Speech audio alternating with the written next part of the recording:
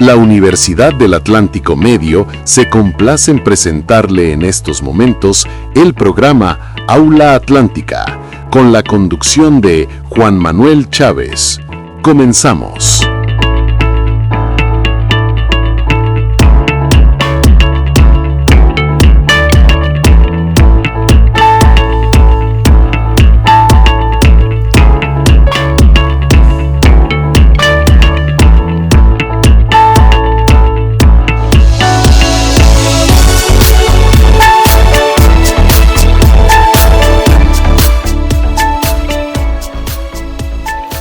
Les doy la bienvenida a nuestra aula.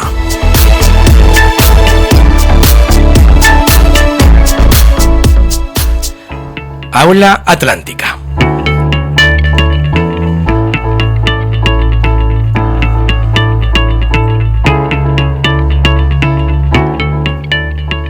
Mi nombre es Juan Manuel Chávez y este programa es una producción de la Universidad del Atlántico Medio.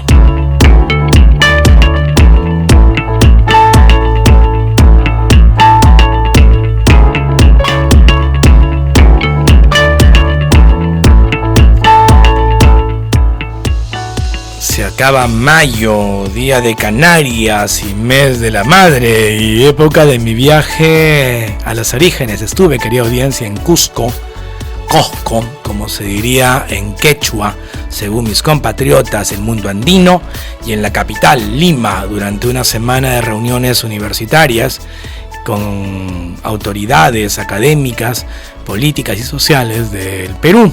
Estuvimos este vicerrector de Extensión y Vida Universitaria y la rectora de la universidad, la doctora Ana González Martín.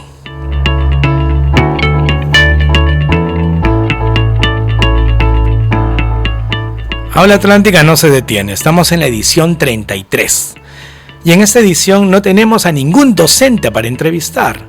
En esta edición tendremos la intervención de estudiantes. Tanto estudiantes que han grabado fragmentos literarios de autores y autoras de Canarias, así como una entrevistada en cabina que ya está lista para comenzar la conversación.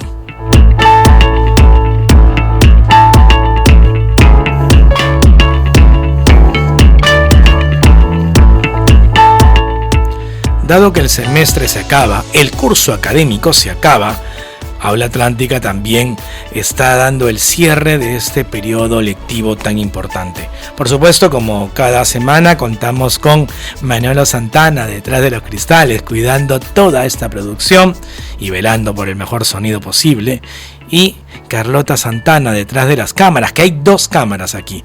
Una, aquella que estoy atropellando con mi mirada, y por supuesto la otra que espera por nuestra entrevistada. Como en fechas anteriores, también está Ariana Sánchez, técnica del vicerrectorado, dando soporte a esa transmisión.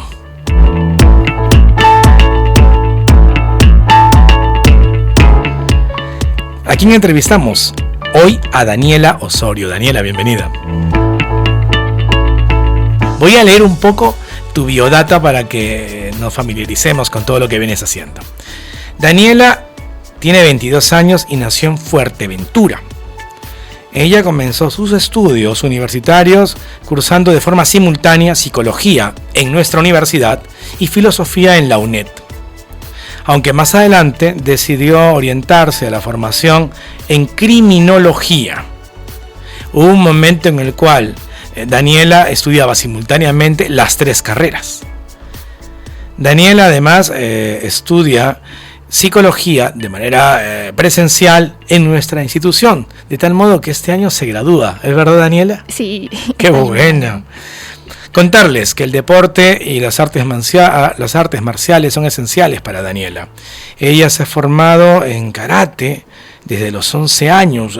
Además, tiene otras formaciones. Es socorrista, es seguridad privada y escolta, aunque todavía no ha hecho un ejercicio práctico del mismo. Apasionada del viaje, entre sus viajes está un Erasmus, una movilidad internacional argentina. ¿Es verdad? Sí. Con eso ya tenemos bastante. Daniela, primero, naciste en Fuerteventura. Dado que yo no soy canario y nuestras compañeras de taxi hoy son de Gran Canaria y no de Fuerteventura, ¿qué significa esta isla para ti? ¿Y qué le dirías a los oyentes que todavía no conocen Fuerteventura? Lo que esto significa, lo que es para ti, para tu familia y para tus recuerdos tal vez de infancia. Pues Fuerteventura es donde nací, donde crecí y por lo tanto Fuerteventura forma parte de mi identidad. Entonces, ¿qué les diría a los oyentes que no conocen esta isla? Pues que tiene un encanto muy especial, es preciosa y que sobre todo es destacado por sus playas y por su tranquilidad, sobre todo, que a día de hoy pues es un lujo. Una cortesía que tuvo Daniela conmigo hace un rato mientras nos desplazábamos de la universidad aquí a Radio Las Palmas, es que me trajo el saludo de una querida estudiante, una alumni que es Tami Santana. Le mandamos saludos a Tami. Sí, saludos a Tami Santana. Tami, un abrazo. Pues bien, esto es Fuerteventura. Luego está tu inclinación a una u otra disciplina. Tú has seguido filosofía en la UNED. ¿Qué te atrajo por esa legendaria disciplina que nos remite al amor a la sabiduría? ¿Por qué elegiste filosofía? Pues al principio fue por una necesidad de conceptualización y también para alcanzar ese desarrollo de un pensamiento crítico, sobre todo, que creo que es imprescindible. Entonces, es complicado a veces quedarse con respuestas que quizás son más incómodas, por lo tanto la filosofía creo que es una disciplina ideal para ese desarrollo. Cuando tú hablas de pensamiento crítico, ¿qué debería imaginar nuestra audiencia lo que es el pensamiento crítico? Pues que una persona sea capaz de pensar y tomar sus propias decisiones, no basándose en quizás lo que pueda llegar a pensar la sociedad quizás, sino creando su propia conceptualización, leyendo, y para de esa forma pues alcanzar ese tipo de desarrollo personal, que al final también forma parte de conocerse a uno mismo, ¿no? Me dejas con dos o tres ideas que permíteme planteártelas. Por un lado, la toma de decisiones. Para quienes seguimos investigando desde finales del 22 el impacto de la inteligencia artificial en el ámbito social, pasa lo siguiente, que así como cuando apareció Wikipedia, decidimos no memorizar cosas porque allí estaba todo, y por lo tanto externalizamos la memoria, como hacemos con el móvil en la retención de números telefónicos que nadie recuerda porque ahí están. Con la IA me anda preocupando desde hace mucho tiempo el que también externalicemos las decisiones, es decir, que ya no decido a qué hotel voy, sino lo que me tira la opción de IA como una recomendación habitual. Cuando yo tengo una reflexión sobre una materia o una palabra, pues lo que me tire la IA como respuesta. Le dejo a ChatGPT o a Gemini o a Claude las decisiones que yo debería tomar. ¿A ti te parece que la sociedad contemporánea está teniendo problemas incluso para tomar sus propias decisiones o no tanto? Sí, al final es seguir un pensamiento automático, realizar lo fácil al final. Entonces, claro, mucha gente se agarra a eso, ¿no? Entonces...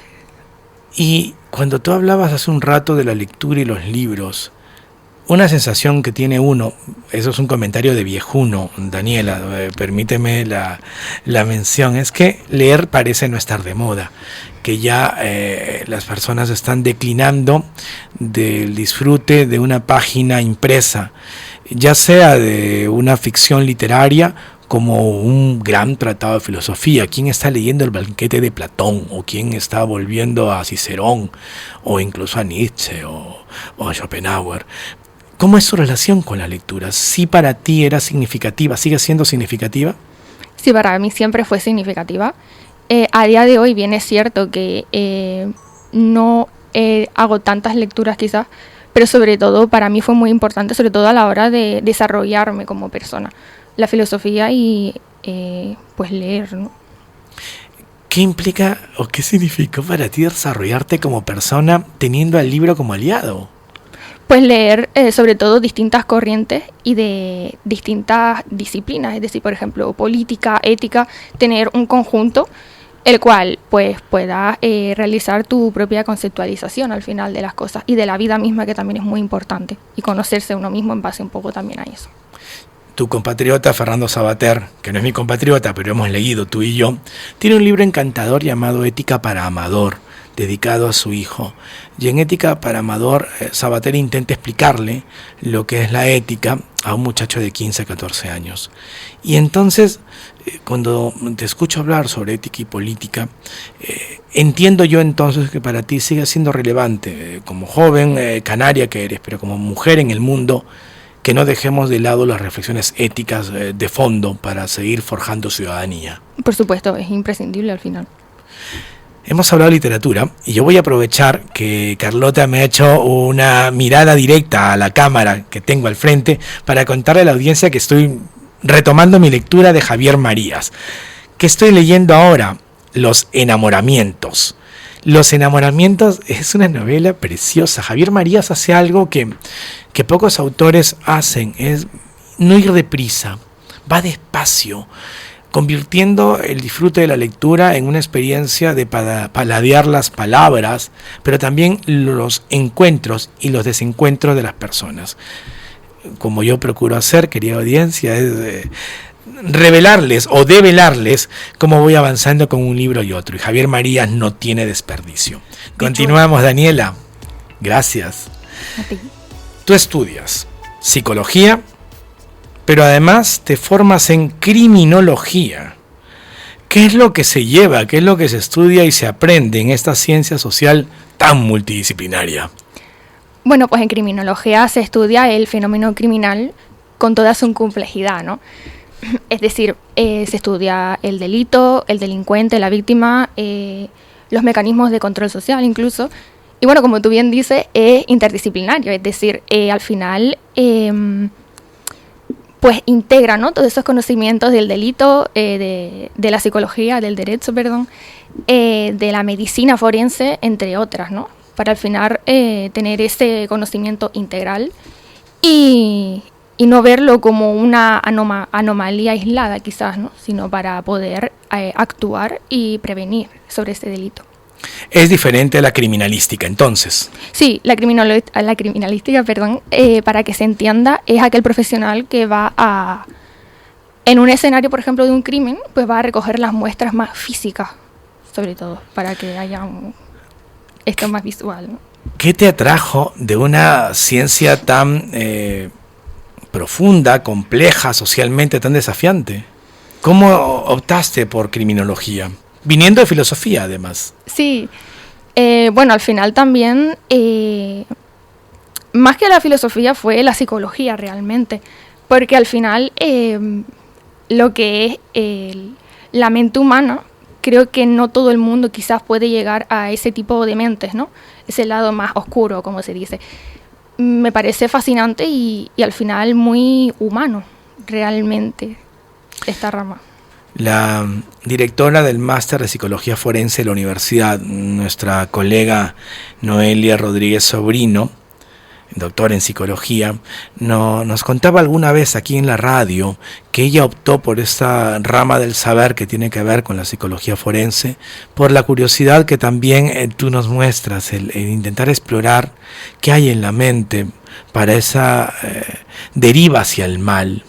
¿En qué medida, Daniela, puede haber una revelación psicológica también desde la criminología al estudiar o acercarte a mentes que pueden ser en cierto modo peligrosas? Pues a ver, te das cuenta, bueno, es un estudio demasiado complejo y hay que ver, factores sobre todo psicológicos, biológicos, sociales. Es decir, no hay una única causa que se pueda asociar a que una persona pueda llegar a cometer o pasar ciertos límites, ¿no? Entonces, sí. ¿Y eso qué significa? ¿Que a ti también te conlleva un entrenamiento personal para poder llevar adelante una vida tranquila, dejando fuera lo que vas estudiando o investigando? A mí es que me produce mucha curiosidad e intriga, es decir, no me produce ningún tipo de malestar estar con este tipo de investigaciones, leyendo, estudiando esta carrera. Al contrario, me parece muy curiosa y muy bonita al final. Y tal vez viene de la criminología o de la psicología este interés tuyo, además, por la seguridad privada y el trabajo de escolta. ¿Cómo terminas también buscando una ruta profesional en estas disciplinas? Lo cierto es que seguridad privada y escolta lo hice mucho antes de... Ah, mira tú. Sí, va más bien relacionado con las artes marciales, porque sentía que tenía mucho nexo, porque al final se trabaja mucho, ¿no? En ambos campos, lo que es el tema de la tranquilidad. Incluso ya no solo como cualidad, sino también ya como una responsabilidad de que tiene gente pues a la que hay que proteger. ¿Y el karate se asume como una arte marcial defensiva y de cuidado entonces? ¿O no? Realmente es defensa personal y no es tan agresiva ni peligrosa como lo suelen poner quizás. Al contrario, es decir, se promueve los valores como el respeto, la disciplina, el control personal de uno mismo. Desde los 11 años. ¿Cómo fue esa primera vez? ¿O cómo te acercaste a decirle a tus padres, me interesa, me gustaría mucho comenzar con las artes marciales? Fue de una forma casual. Yo de hecho ni siquiera me iba a apuntar. Mi madre quería poner a mi hermano en una actividad y justo dio la casualidad que pusieron nuevo pues el karate en mi colegio. Y cuando llegamos a lo que es el salón de acto, que era donde se realizaba, pues fue a apuntar a mi hermano y de repente el profesor me dijo, oye, ¿te quieres apuntar tú también? Y me quedé así y dije, bueno, vale, sí, ¿por qué no? Y a partir de ahí me enganché sobre la marcha, la verdad. Desde la primera clase la recuerdo muy, muy bonita, con esos valores del deporte que quizás no había tenido en otros deportes. Por cierto, querida audiencia, Daniela forma parte del comité organizador de la Jornada Deportiva Atlántico Medio. Es voluntaria, decidió sumarse junto con otros estudiantes. ¿Quiere decir que el karate y sumarte a esta jornada tiene que ver con una relación que tú tienes de forma más profunda con el deporte? Has hablado de valores. ¿Qué valores, por ejemplo, se han ido construyendo en ti, en la práctica deportiva? Muchísimo. Para mí el deporte ha sido imprescindible en mi vida. Y sobre todo lo que te comentaba, a nivel sobre todo control de uno mismo. Es decir, para muchísimas cosas, ansiedad, impulso a nivel, es que es importantísimo, creo yo. Qué bueno que además quieras compartirlo y desde aquí te agradecemos el sumarte a esta organización de la jornada deportiva que confiamos que saldrá muy bien. La jornada deportiva, querida audiencia, se va a llevar a cabo, se celebra y se hace festiva el Día de Canarias, el 30 de mayo. Daniela, ¿proseguimos? Sí, por supuesto. Muchas gracias. Daniela, entre tus pasiones mencionábamos hace un rato decíamos que está el viaje y te fuiste por movilidad internacional a Argentina. Sí. El destino no fue inmediatamente Buenos Aires, sino el destino era otra ciudad, pero ni siquiera entraste por Argentina, sino por Chile. Por Chile, sí. ¿Cómo fue ir a Chile primero? Fue increíble. Era el primer viaje internacional que hacía yo sola y fue maravilloso, la verdad. La gente me trató muy bien. Es otro rollo completamente. Me fui yo sola por la montaña porque parecía tan bonito. Intenté hacer de todo lo que pude. Esa cordillera, además, esa cordillera de los Andes que es altísima, está la Concagua muy cerca. Llegaste a Santiago de Chile y de ahí fuiste a tu destino, que es Córdoba, o fuiste a Buenos Aires. Fui a Buenos Aires. Sí. ¿Qué tal Buenos Aires? Precioso también. Es una ciudad donde se combinan muchas culturas, te diría. Es decir, visualmente parece que hay un poco de Europa, de Nueva York incluso. Es muy curioso.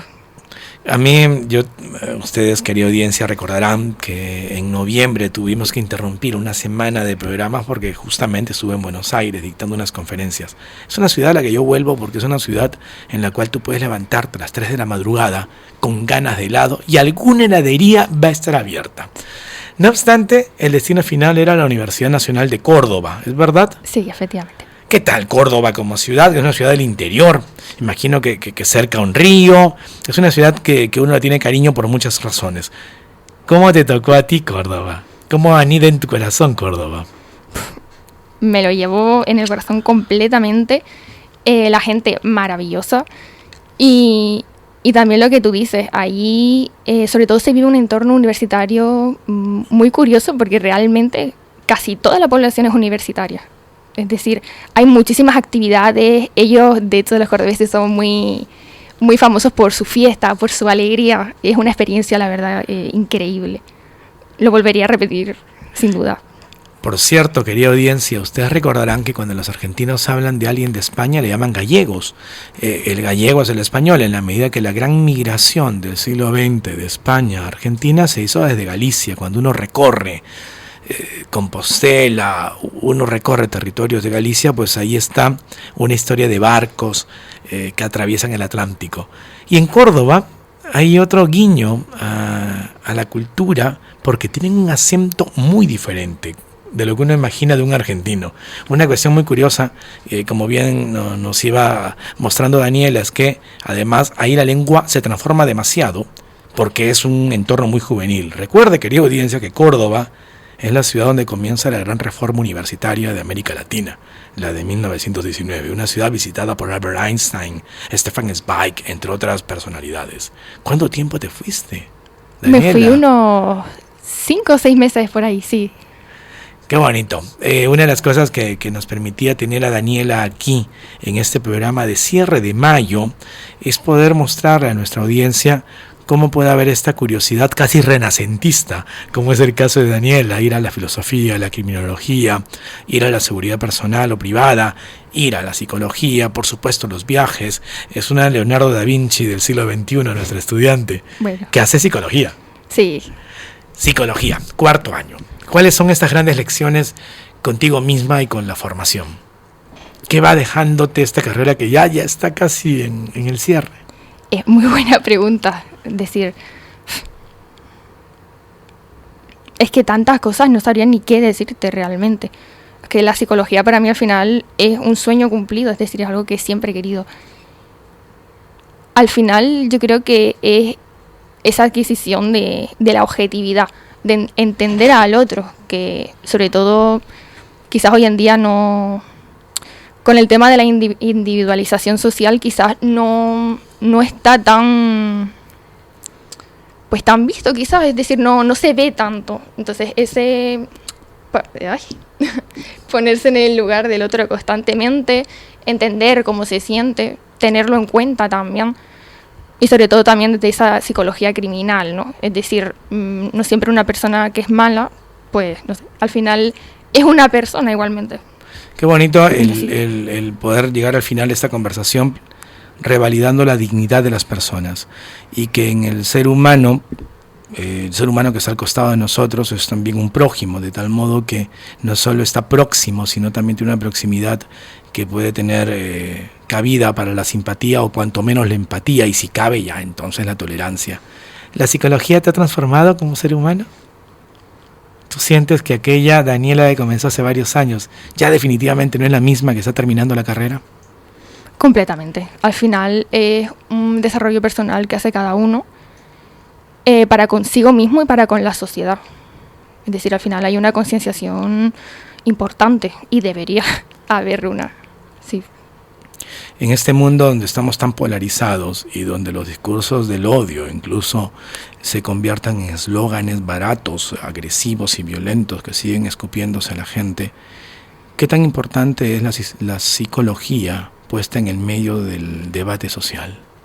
Pues forma un papel imprescindible. Es decir, al final la psicología es una disciplina que de hecho está para apoyar de hecho a los más vulnerables. Es decir, si no, ¿de qué serviría, no? La disciplina, la psicología. Entonces, cuando Daniela habla de la vulnerabilidad de las personas, pues estamos hablando también de lo que esta universidad se plantea, una serie de valores humanistas que no están del lado de lo que ocurre en la sociedad, sino por el contrario, debatiendo y conversando sobre ello.